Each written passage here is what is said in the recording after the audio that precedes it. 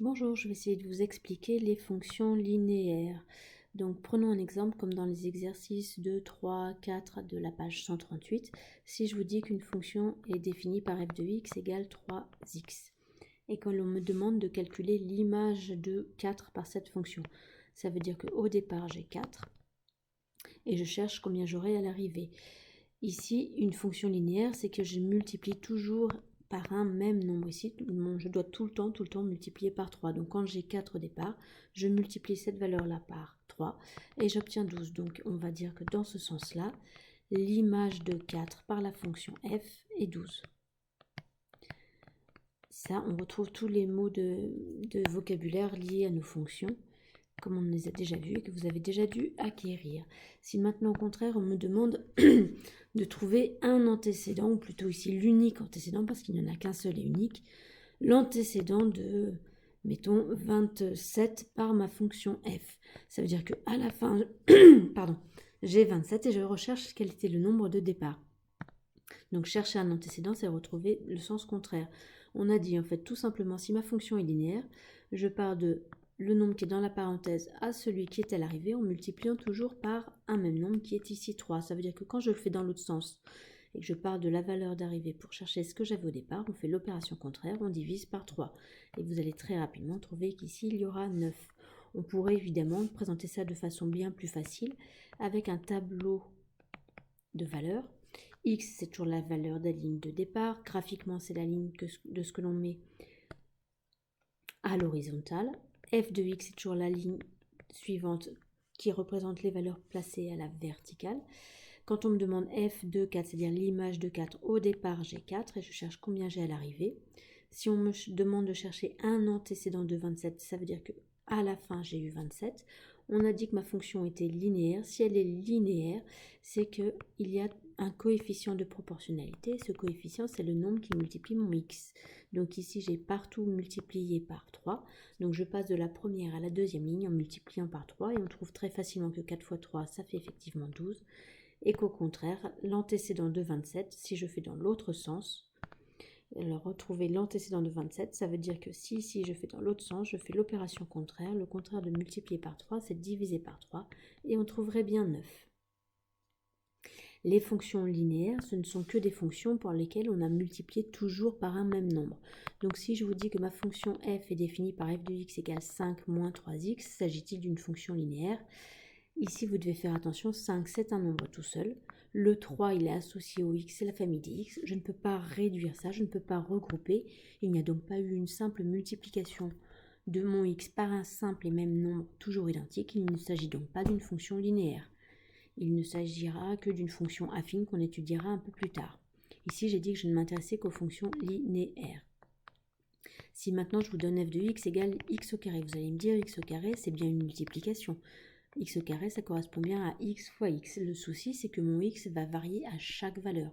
Il n'y a donc pas multiplication toujours par un même nombre. Elle n'est donc pas linéaire. Il s'agit d'une fonction carrée que vous étudierez en classe de seconde. Les fonctions linéaires peuvent s'écrire donc sous la forme soit d'une simple multiplication, comme on l'a fait tout à l'heure, soit ça peut être évidemment un nombre décimal, aucune importance. Ça peut évidemment être aussi un nombre rationnel, c'est-à-dire une fraction du style 8 tiers de x. Tout ça fonctionne toujours, tant que j'ai mon x fois quelque chose, et le quelque chose étant toujours un nombre identique, quelle que soit la valeur de mon x. Graphiquement, ça rejoint ce que vous avez déjà fait l'an passé en classe, très joli graphique. Pardon. Ce que vous avez fait l'an passé avec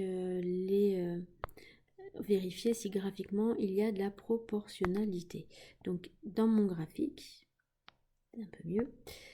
En général, on ne s'embête pas. On gradue un carreau égale une unité sur l'axe horizontal comme sur l'axe vertical.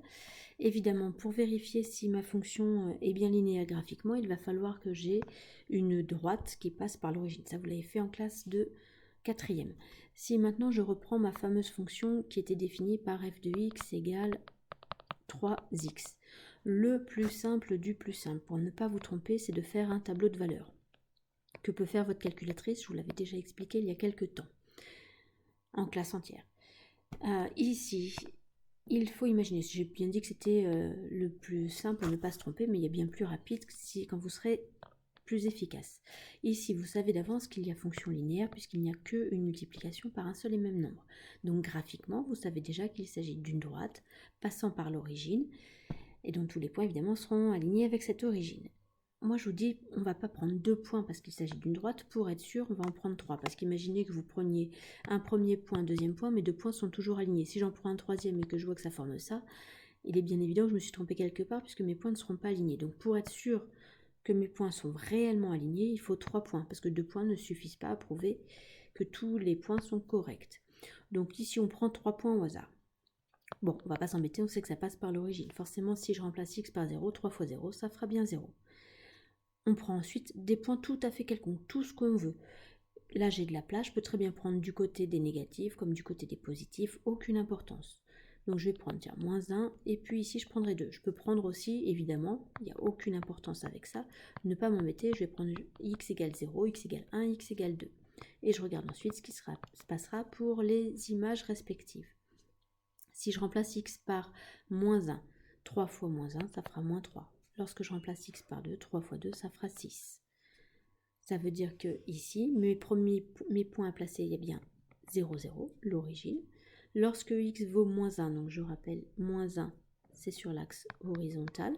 À la verticale, je sais que j'aurai moins 3. Moins 3, c'est bien ici. Ensuite, lorsque x est égal à 2, on est ici. À la verticale, on obtient 6, donc 2, 4, 6. Mes points semblent bien alignés, donc il n'y a pas de souci. Si je fais avec 0, 1, 2, évidemment 0 a pour image 0, l'image de 1 ce sera 3, et l'image de 2 ce sera aussi 6, donc ça me fait un point également là. Dans tous les cas, mes points étant alignés, je peux donc les relier à la règle. Bon, c'est une droite, je peux dépasser, et j'ai un peu de mal ici avec mon logiciel. Maintenant, ce que je voudrais que vous compreniez, c'est qu'en fait, cette droite, évidemment, elle est proportionnelle. Normalement, ça doit bien passer par l'origine ici. Mais il faut voir cette droite, ça va être un peu surprenant pour vous, comme en fait une succession de marches les unes à côté des autres. Des marches, comme ça. Voilà, très jolie marche. Sur lesquelles on a placé une planche pour faire un tremplin. Donc si je pars d'un point de ma droite que je connais, que je me déplace d'une unité vers la droite, c'est toujours le cas, une unité vers la droite, tout le temps à l'horizontale. Comment faire pour récupérer ma courbe? Ma courbe ici, il a bien fallu que je monte pour récupérer l'origine. Bon, ma droite n'était pas terrible, je suis désolée. Je suis bien montée de 3 carreaux. 3 comme par hasard 3. Et ben non, c'est pas du tout un hasard parce que mon coefficient de proportionnalité est bien égal à 3. Si maintenant je me dis, je recommence à partir d'un autre point de la courbe, je repars à partir de ce point-là d'origine. Je me décale toujours d'une unité vers la droite. Comment faire pour récupérer à nouveau ma droite? Il a bien fallu que je monte de nouveau de, encore une fois, 3 unités. Et ce, ainsi de suite. À chaque fois que je pars d'un point bien précis de ma droite, je me décale toujours d'une unité vers la droite pour récupérer ma courbe, même si ici il s'agit d'une droite, je monte toujours de 3 unités. Donc en fait, on a bien placé ici une planche le long de mes marches. Ça fait mon tremplin qui est ma fonction linéaire définie par f de x égale 3x. 3 c'est positif, donc évidemment imaginez une jolie petite voiture qui va évidemment de gauche à droite. Ma voiture ici elle monte, elle est sur une côte, c'est normal, mon coefficient est positif. Si maintenant je vous fais la même chose, hop, avec un coefficient négatif, donc on va prendre quelque chose de facile, on va prendre f de x égale moins 2x. Je fais à nouveau mon tableau de valeurs. Là, je ne vais pas m'embêter, je vais prendre 0, 1 et 2, tranquille. 0, évidemment, quand je remplace moins 2 fois 0, ça fait 0. Lorsque x vaut 1, moins 2 fois 1, ça fait moins 2. Lorsque x vaut 2, 2 fois moins 2, ça fait moins 4. Je place ces 3 points-là. Donc, j'oublie pas de graduer, évidemment, mon repère. 1, moins 2, 2, moins 4. J'obtiens mes 3 points. Je vais les relier à la main, tant pis. Et je regarde, normalement je devrais marquer courbe, même s'il s'agit d'une droite, courbe représentative de la fonction f. Je regarde, vous imaginez bien votre petite voiture, là vous vous doutez bien que votre petite voiture, mon graphique se lisant, dans ce sens-là, de gauche à droite. Ma petite voiture ici, elle est en train de descendre, elle est bien sur une pente. D'accord? Donc si elle est sur une pente, c'est normal puisqu'ici, mon coefficient est quelque chose de négatif. Le fameux moins 2 dont je vous parle, qui est mon coefficient directeur. On a dit, je prends un point n'importe lequel de ma courbe. Je me décale toujours d'une unité vers la droite. Comment faire pour récupérer ma courbe? Je suis bien descendu de 2 carreaux vers le bas, donc j'ai fait moins 2 unités, puisque j'ai été vers le bas.